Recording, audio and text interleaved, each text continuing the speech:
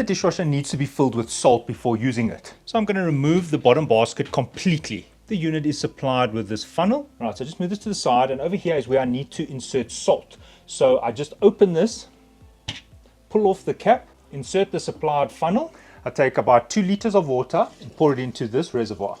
I now take 2 kilograms of salt and pour it into the same place. Please specifically use dishwasher salt.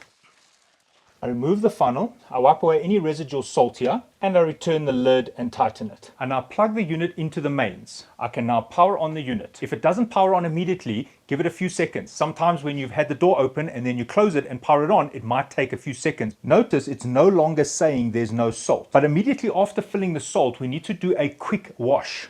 I go to 65 degrees, then I press the express button. Notice it goes down to 13 minutes. This program is specifically to dissolve and remove any traces of salt from the dishwasher cabinet. I press start. Make sure your water inlet is on. It's now going to do a quick wash just to get rid of that salt. Right, it has now completed the wash to remove the excess salt.